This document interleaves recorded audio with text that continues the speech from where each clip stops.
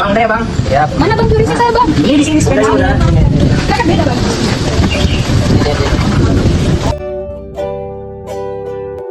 Beda bang? Ya benar. 2,000 years later. Aku mau tanya dong, untuk yang kemarin kita jajan itu ada transaksi non tunai dan juga tunai. Nah, kenapa sih bisa ada kayak gitu? Terus kenapa kalian milih transaksi non tunai kayak gitu?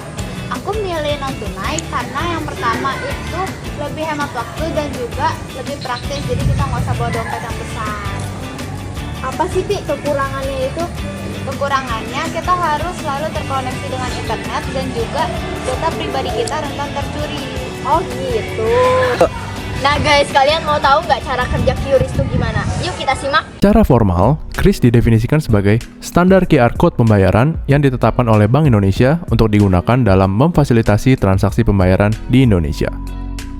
Sedangkan QR Code pembayaran sendiri adalah kode dua dimensi yang digunakan untuk memfasilitasi transaksi pembayaran near sentuh atau touchless melalui pemindaian atau scanning. Jadi, QRIS ini merupakan standar QR Code pembayaran yang ditetapkan oleh Bank Indonesia yang wajib untuk digunakan dalam setiap transaksi pembayaran di Indonesia yang menggunakan QR Code.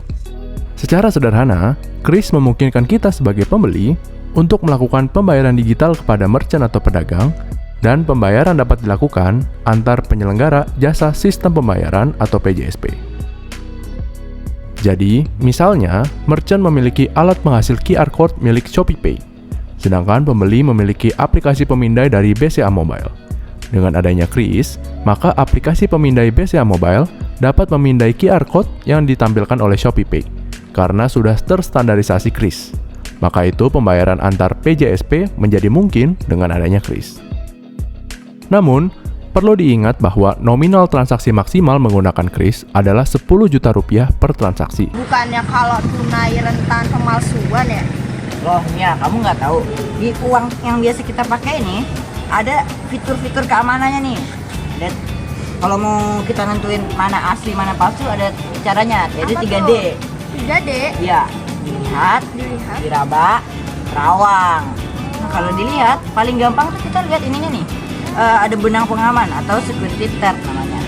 Nah, kalau diraba itu rasa nih mana uang palsu mana nggak palsu. Biasanya di tokohnya ini, toko pahlawannya sama di nominal uangnya, jadi terasa kasar. Terus ada juga buat tunanetra nih, kalau 100.000 1, kalau 50 2 dan seterusnya. Dan terakhir di terawang. Nah ini uang palsu kebanyakan nggak bisa. Kalau di terawang tuh kelihatan nih logo pahlawan sama logo uangnya 100 nih. Jadi uang tunai itu susah bikin ini, kayak gini susah. Oh jadi gitu. Jadi aku lebih aman pakai uang tunai. Nah guys, jadi kalian bisa milih cara transaksi mau tunai maupun non tunai sesuai kebutuhan.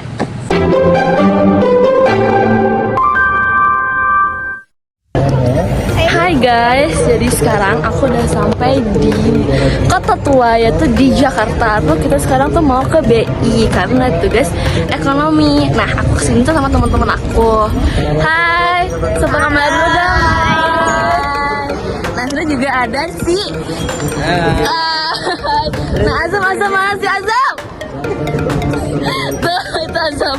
Oke, itu Azam. Oke. Nah sekarang kami mau ke BI untuk menjelaskan berbagai sejarah atau tugas-tugas dari pelajaran ekonomi. Ikutin kita terus ya.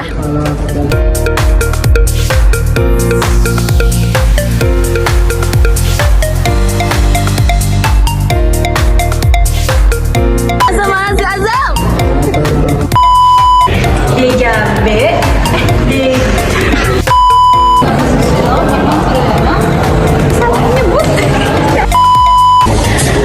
Mas, apa sih beberapa rempah-rempah yang sangat familiar. kebangkitan dari Vios?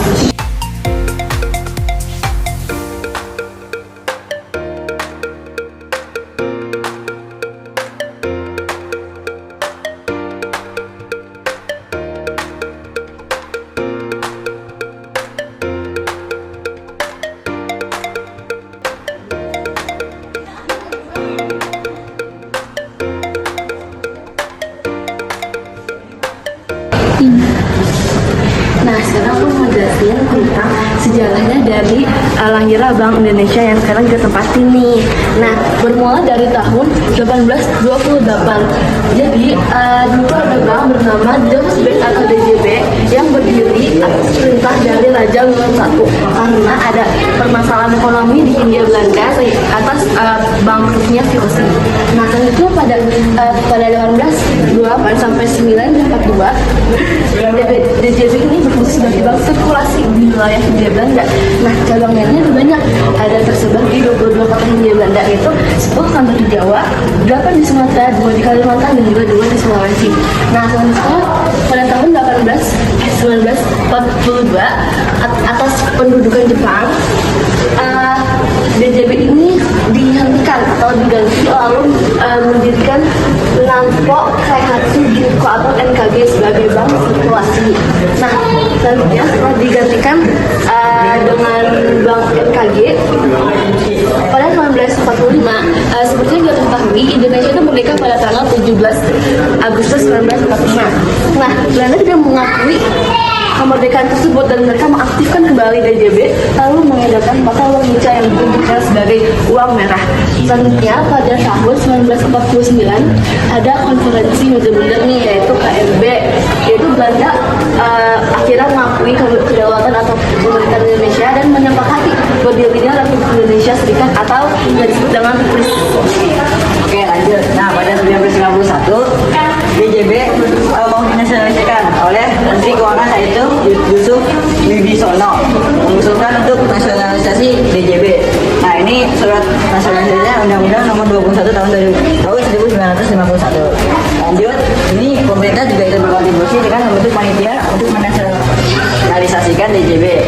Nah, akhirnya DJB dibubarkan pada 1953 karena pemerintah membeli saham DJB dengan penawaran 20% di atas harga saham.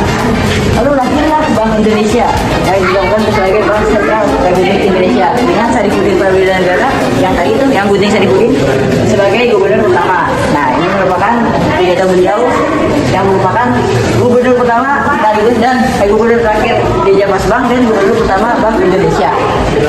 Nah, ini dia berbicara tidak lama lagi di Jamas Bank akan menutup riwayatnya dan diganti dengan nama baru Bank Indonesia. Gitu.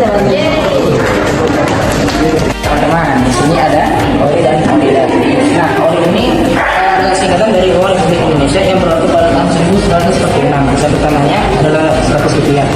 Nah, saat ORI ini mulai diselenggarakan di Indonesia, berbagai masa langsung menghantam seperti turunnya peredaran, maraknya pemalsuan, nah, suasana perang menjadikan peredaran ORI sehingga disebutkanlah ORIDA alias Uang Republik Indonesia daerah. Dan uang daerah lainnya seperti Mandar, Makassar, dan Beras pajak juga diselenggarakan pada suasana perang. Kemudian konferensi yang dibentuk pada tahun 1949 menghasilkan negara IAS dengan diganti sebagai bank sirkulasi sehingga uang tersebut dijadikan oleh sebagai pembayaran massa menggantikan ORIDA. Ini tanda dan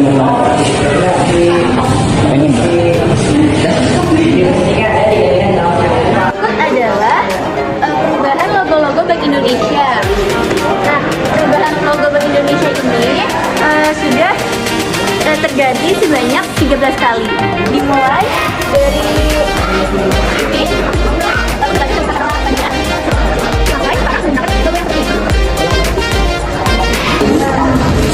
sini saya akan menjelaskan tentang Bank Sentral. Sejak pada 19 Juni 1951 pemerintah membentuk Panitia Nasional atau BJP. Muhammad Saubari dan Kaulian dikirim ke Belanda untuk mengatur pembelian saham yang diperdagangkan di Bursa Efek Amsterdam. Pada 3 Agustus 1951 pemerintah mengajukan penawaran kepada para pemilik saham DJB. Dalam waktu 2 bulan hampir seluruh saham terbeli. Oke, kita lanjut. Akhirnya Bank DJB ini mengubah menjadi Bank Sentral pada 1 Juli 1953. Nah, jadi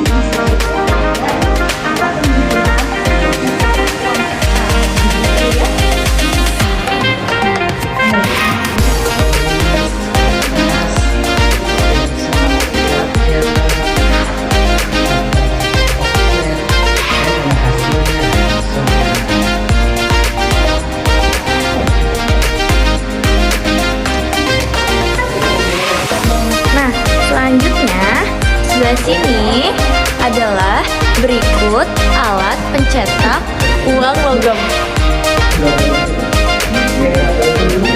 Mesinnya, peralatan untuk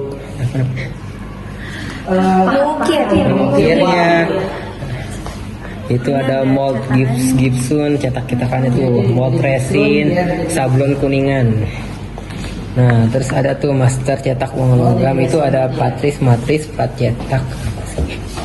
Nah, itu hasil cetaknya yang sempurna.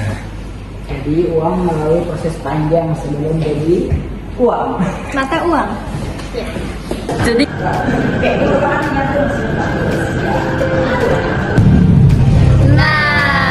segini aja petualangan dari kami ke BRI.